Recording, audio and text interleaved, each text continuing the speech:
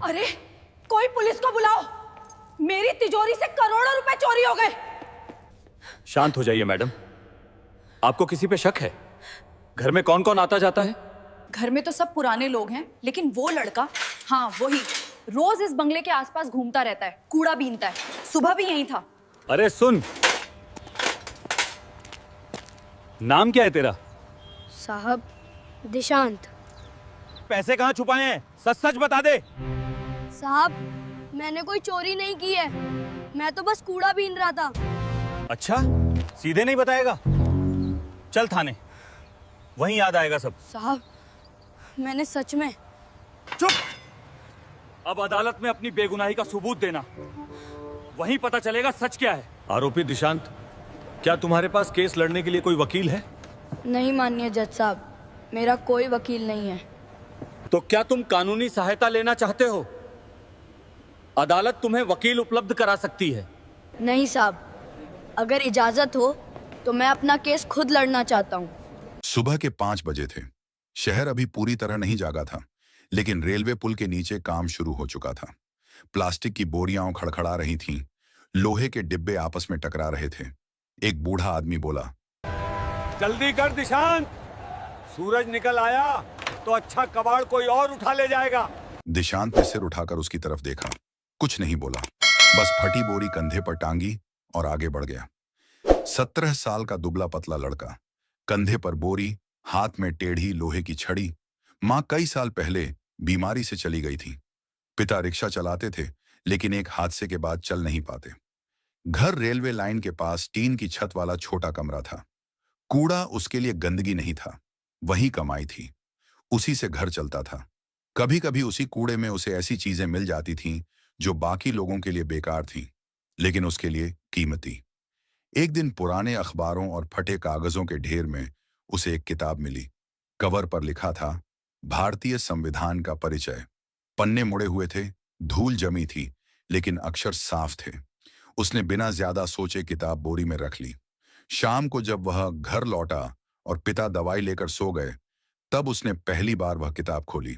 शब्द कठिन थे, कई जगह समझ में नहीं आते थे, लेकिन एक पंक्ति उसके मन में अटक गई, सभी नागरिक कानून की नजर में समान हैं। उसने उस वाक्य को 2-3 बार पढ़ा। उसे लगा जैसे यह बात सीधे उसी से कही गई हो। अगले दिन जब उसने यह बात अपने दोस्त नसीम को बताई, तो नसीम हंस पड़ा। ये क्या करेगा तू पढ़ के? बराबर तू और वो बड़े लोग, हाँ? सपने कम देखा कर। दिशांत मुस्कुराया नहीं, उसने बस कहा, पता नहीं, पर अगर लिखा है तो कभी तो सच होगा। उस रात से वह रोज थोड़ा थोड़ा पढ़ने लगा। कई शब्द समझ नहीं आते थे तो वह अनुमान लगाता। कभी कभी पास के सरकारी स्कूल की दीवार पर लगे पोस्टर पढ़कर शब्दों का मतलब जोड़ने की कोशिश करता। उस दिन भी सब सामान्य था। वह सड़क किनारे पड़े कूड़े में प्लास्टिक और कबाड़ छांट रहा था। पास ही शहर के जाने माने व्यापारी का बड़ा बंगला था। वह अक्सर वहीं से गुजरता था, क्योंकि वहां अच्छा कबाड़ मिल जाता था। दोपहर तक सब सामान्य था। फिर अचानक बंगले के अंदर से शोर उठा। घर के अंदर से एक औरत की घबराई हुई आवाज आई, चोरी हो गई, घर में चोरी हो गई। लॉकर से करोड़ों रुपए गायब हैं। बंगले का गेट खुला, लोग बाहर भागे, नौकर चाकर इधर उधर दौड़ने लगे। माहौल अचानक बदल गया। मालकिन रो रही थी, लॉकर से पैसे गायब हैं। कुछ ही देर में पुलिस आ गई। एक पुलिस वाले ने सख्त आवाज में पूछा, आज सुबह यहाँ कौन कौन था? मालकिन की नजर इधर उधर घूमी और आकर दिशांत पर टिक गई। वही लड़का रोज यहीं घूमता है, शक उसी पर है। दिशांत ने छड़ी कसकर पकड़ ली। उसने हिम्मत जुटाकर कहा, मैंने कुछ नहीं किया मैडम, मैं तो बाहर ही था। मालकिन ने तीखी आवाज में जवाब दिया, तो पैसे हवा हो गए क्या? रोज यहीं मंडराता रहता है। बहुत चालाक बन रहा है। चल थाने, वहीं सच उगलेगा। साहब सच कह रहा हूँ, मैं अंदर नहीं गया। तभी नसीम दौड़ता हुआ आया। साहब ये चोरी नहीं करता। हम लोग तो बस।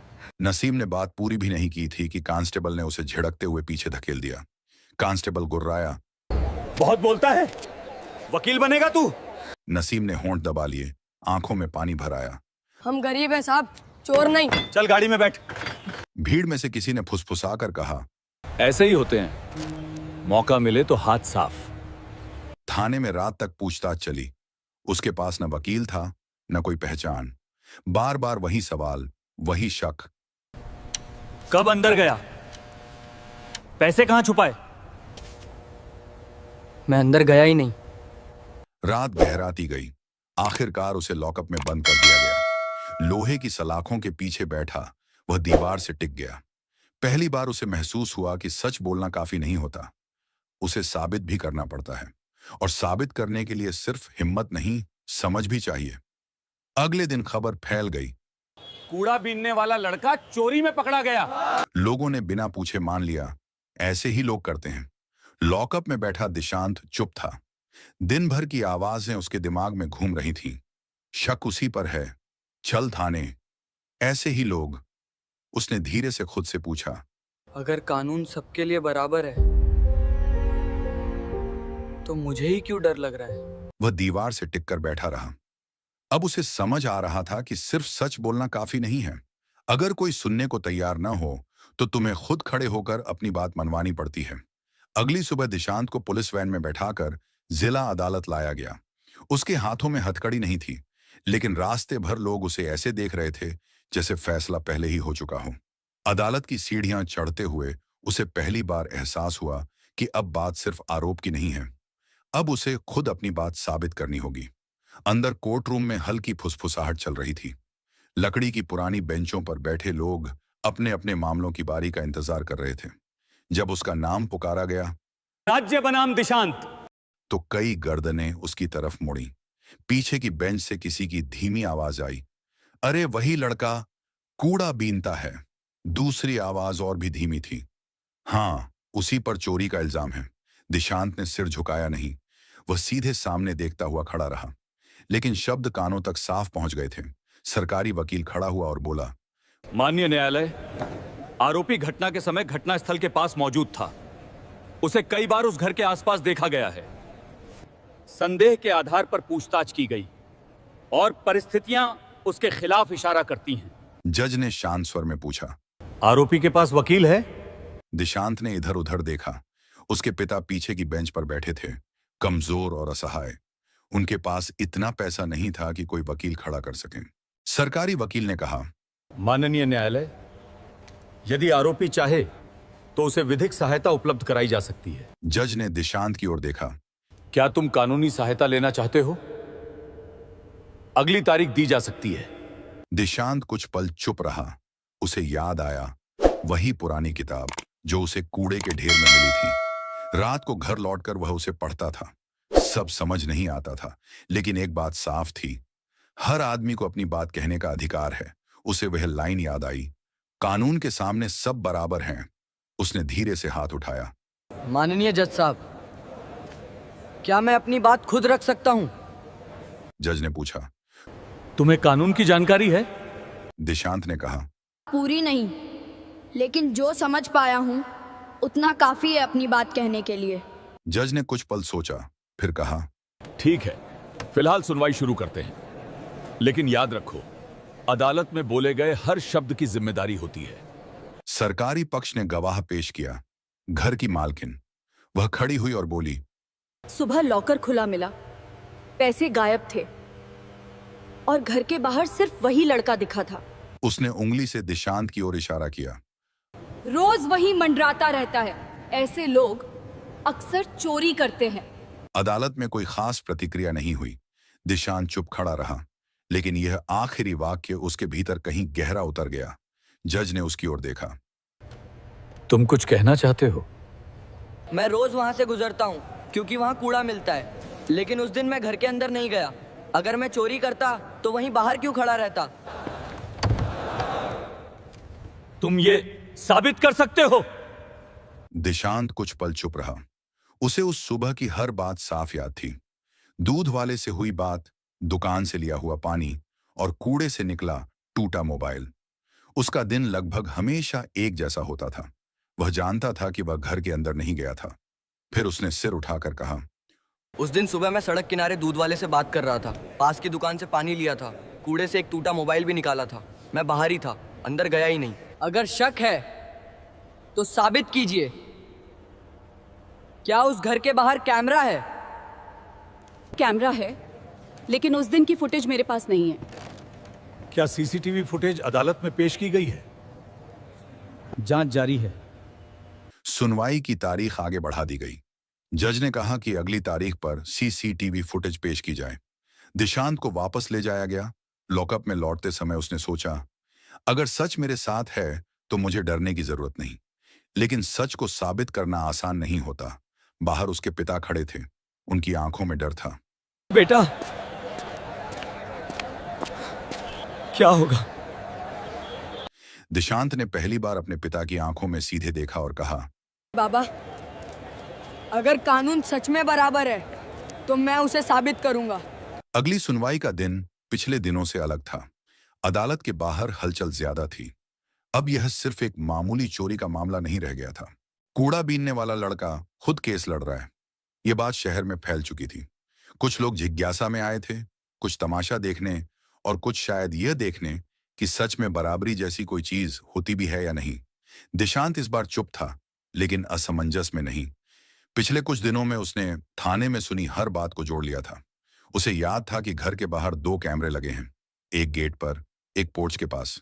चोरी सुबह के समय बताई गई थी और उसी वक्त वह सड़क किनारे दूध वाले से उलझा हुआ था, क्योंकि दूध वाले ने उसे उधार देने से मना कर दिया था। जज के सामने सुनवाई शुरू हुई। सरकारी वकील खड़ा हुआ और अदालत की ओर मुखातिब होकर बोला, माननीय न्यायालय, आज हम सीसीटीवी फुटेज प्रस्तुत कर रहे हैं। वीडियो चलाया गया।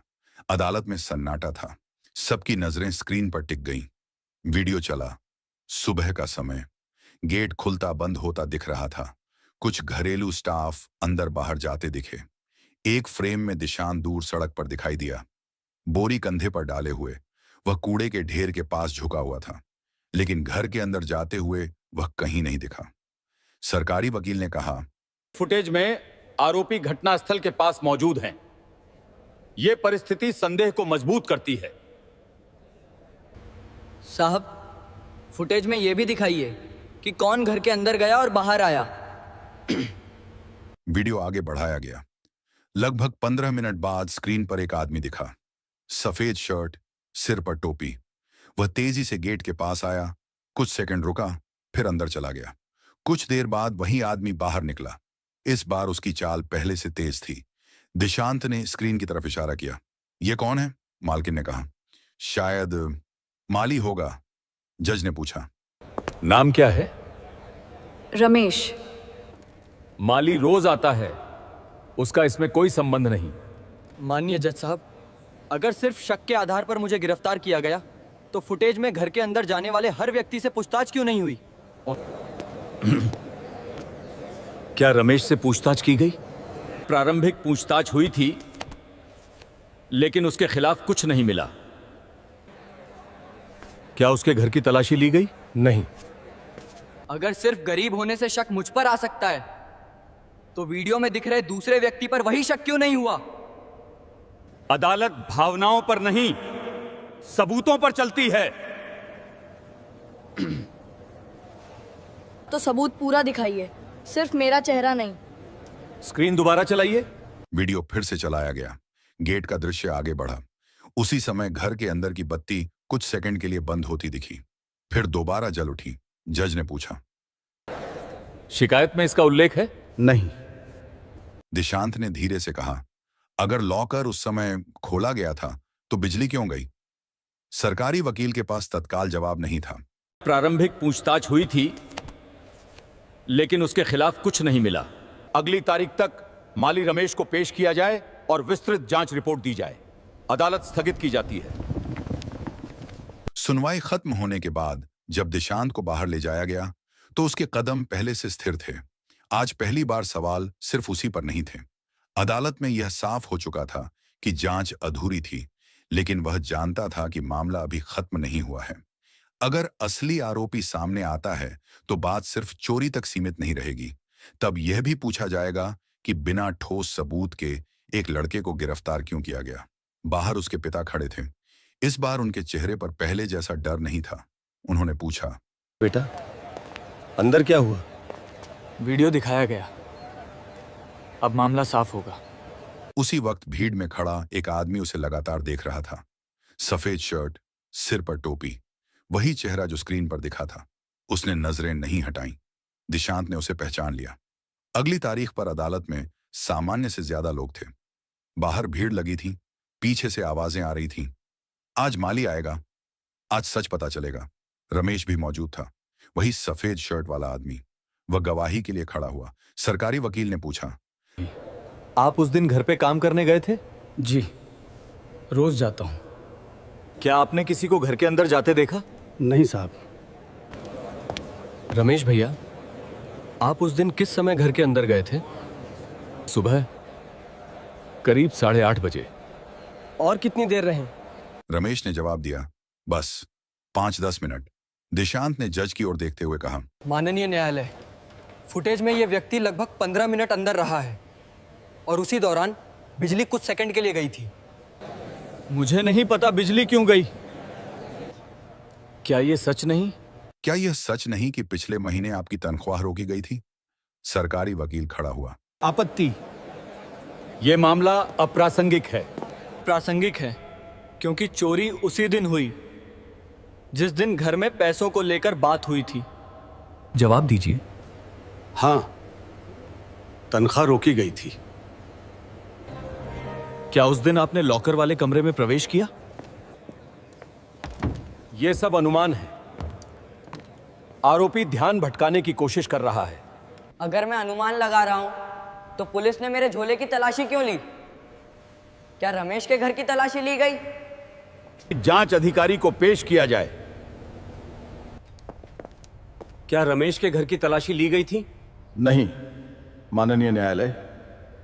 क्यों? शुरुआती संदेह आरोपी पर था। माननीय न्यायालय, क्या संदेह मेरे कपड़ों पर था या मेरे गरीब होने पर? मैंने पैसे नहीं लिए। मैंने सिर्फ क्या? मैंने लॉकर देखा था। मालकिन ने पासवर्ड बदलने को कहा था। माननीय न्यायालय, लॉकर पर तोड़फोड़ का कोई निशान नहीं मिला था। उसे पासवर्ड से ही खोला गया था। मैंने पैसे नहीं लिए, मेरे भाई ने लिए। मैंने बस उसे बताया था कि घर में पैसे हैं। रमेश और उसके भाई की विस्तृत जांच की जाए। अगली सुनवाई तक आरोपी दिशांत को न्यायिक हिरासत से मुक्त किया जाता है। अंतिम सुनवाई का दिन था। अदालत में सामान्य से ज्यादा लोग मौजूद थे। सभी जानते थे कि आज फैसला होना है। जांच पूरी हो चुकी है। रमेश के भाई के घर से नकदी का बड़ा हिस्सा बरामद हुआ है। जांच रिपोर्ट में दर्ज है कि लॉकर बिना किसी तोड़फोड़ के पासवर्ड से खोला गया था।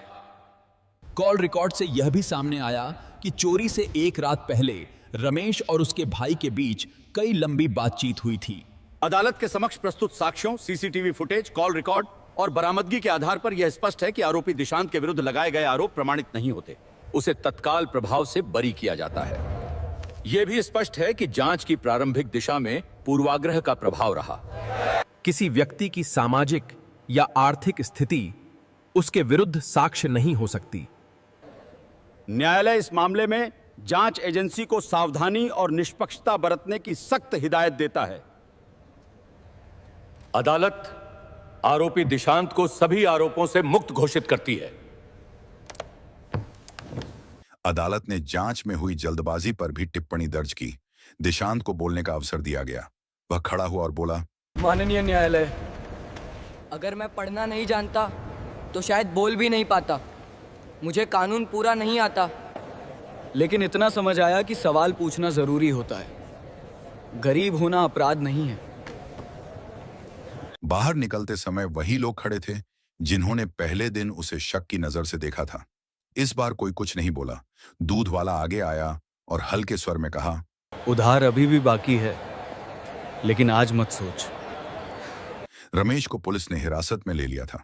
जाते समय उसने एक बार दिशांत की ओर देखा, फिर नजरें झुका लीं। अगले दिन भी उसे सुबह उठना होगा, पिता की दवाई लेनी होगी, घर वहीं रहेगा।